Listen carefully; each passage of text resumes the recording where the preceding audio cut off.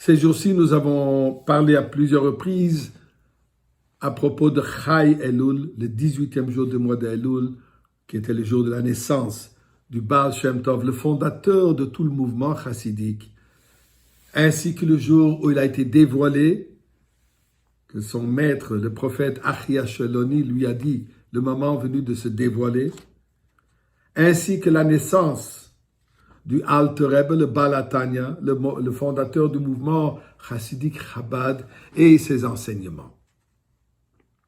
Mais c'est quoi un chassid? D'où vient le terme chassid? Ou plutôt, qu'est-ce que ça représente être un chassid? Est-ce que c'est juste membre d'un certain groupe? C'est pas cela. Il n'y a aucun membership, il n'y a aucun carte de membre.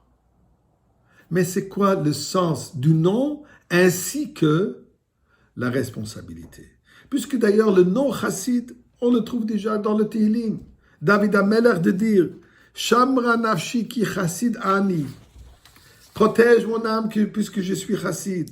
Un autre verset dans le Tehillim, le 12e chapitre, dit David HaMelech, Lamnatseach ala shminit mizmor le David. Le cantique de David HaMelech, Hoshia Hashem ki gamar chassid.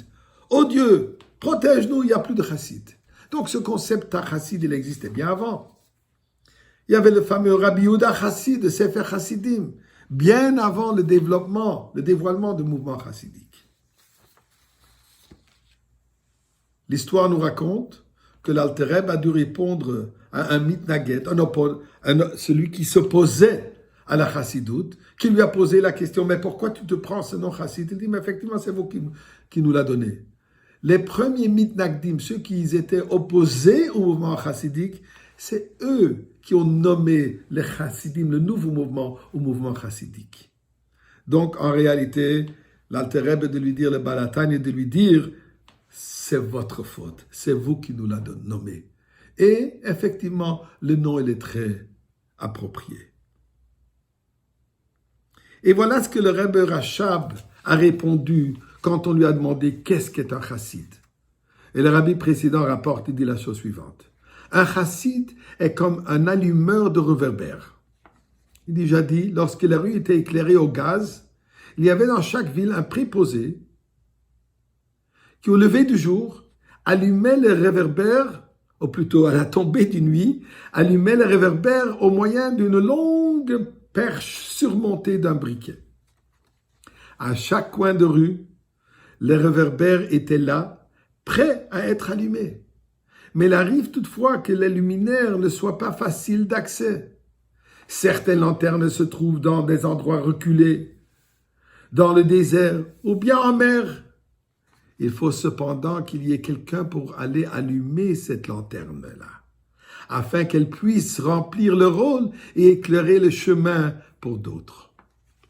Or, il est écrit, Ner mitzvah ve'torah or, Ner Hashem nishmat adam. L'âme de l'homme est la bougie de Dieu. Une mitzvah est une bougie et la Torah est la lumière. Nous continue le rabbi précédent en disant, un chassid est celui qui met de côté ses affaires personnelles et entreprend d'allumer l'âme des Juifs avec la lumière de la Torah et des mitzvot. Les âmes juives sont là, prêtes à être allumées. Parfois elles sont toutes proches et parfois elles sont dans le désert ou en mer. Il faut alors qu'il se trouve quelqu'un qui sacrifie son confort personnel, physique et spirituel, pour rejoindre ces lanternes-là et les allumer elles aussi. Telle est la fonction d'un véritable chassid, chassid du Alter Rebbe, chassid du Babitch. Nous continuons le rabbi précédent. Le message, il est clair. J'ajouterai pour ma part que cette fonction n'est en réalité pas limitée aux chassidim. C'est la fonction de chaque juif. La providence divine amène les juifs dans les endroits les plus inattendus et les plus reculés pour qu'ils puissent mener à bien ce dessein d'éclairer le monde. Ceci est notre responsabilité, particulièrement aujourd'hui, de nos jours, où nous sommes tous affectés par cette pandémie. C'est un moment où nous réalisons qu'il faut atteindre même celui qui est le plus éloigné. Et aujourd'hui, nous avons appris qu'avec les gadgets, électronique, on est capable d'atteindre le monde entier. On peut enseigner, on peut partager, on peut encourager, on peut envoyer, on peut être avec le prochain qui est à l'autre bout du monde. On peut communiquer avec cette personne. C'est ce que nous devons faire de nos jours. Et c'est ça notre obligation, d'allumer ces bougies n'importe où au monde où ils sont, à travers le mode de communication tellement développé aujourd'hui que tout le monde est capable de le faire. Et c'est par cette communication, cette unification du peuple juif en entier, et avec cette Avat Israël pour le prochain, que nous allons mériter qu'aujourd'hui même, nous aurons pas seulement Ner Mitzvah, la bougie de la Mitzvah, et la lumière de la Torah, mais nous aurons la lumière du Beth Amikdash dévoilée avec le dévoilement de Mashiach.